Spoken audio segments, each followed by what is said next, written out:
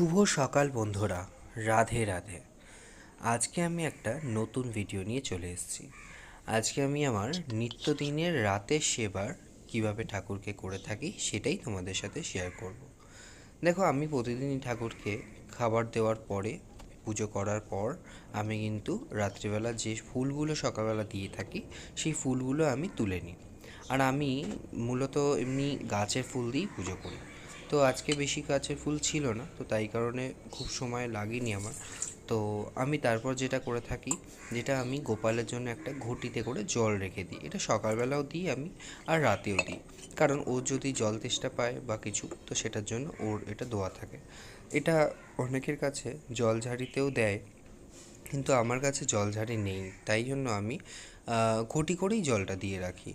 আর তারপরে আমি যেটা করি সেটা হচ্ছে গোপালের বিছানা করি। আর তারপর আস্তে আস্তে করে গোপালের যেটা সকালবেলা আমি গোপুসোনাকে যা জামা কাপড় পরাই, যা গয়নাকাটি পরাই, সেগুলো খুলিয়ে আবার আমি ওকে গামছা দিয়ে গা হাত পা মুছিয়ে তারপর কিন্তু ওকে আমি বিছানাতে তুলি এবং ওর নাইট ড্রেস পরিয়ে, হ্যাঁ, রাতের ওকে একটা পোশাক পরিয়ে তারপর আমি ওকে শয়ন দিই। তো তোমরা কিভাবে কি করো, বা আমার কিছু ভুল ত্রুটি থাকলে তোমরা কিন্তু কমেন্ট করে জানাতে পারো যে দাদা এটা তুমি করো না বা এটা করা উচিত না। তো সেগুলো কিন্তু আমাকে জানাতে পারো, তো আমি আমার মতন করেই করি। তো তোমরা কিন্তু ভুল ত্রুটি হলে আমাকে কিন্তু বলতে পারো।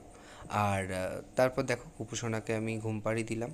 আর ওকে একটু হালকা করে গা হাত পা টিপে, প্রচুর খাটাখাটনি করে তো সারাদিন ধরে, তাই জন্য ওকে একটু গা হাত পা টিপে তারপর আমি ঘুম পাড়িয়ে দিলাম। আর তারপর ওকে মশারি খাটিয়ে আর আমি ওকে পাখার বাতাস দিয়ে দিই। এইভাবেই আমার প্রতিদিনের আর আমার সেবা করে থাকি। আর যেটা করি বাকিদেরকেও আমি কিন্তু পাখার বাতাস করে থাকি। তো এইভাবেই তারপর ঠাকুর ঘরে আমি লাইটটা অফ করে দিই। আর এইভাবেই আমার রাতে শয়ন হয়ে যায়। তো তোমরা কিন্তু কমেন্ট করে জানিও। দেখা হচ্ছে পরের ভিডিওতে। রাধে রাধে।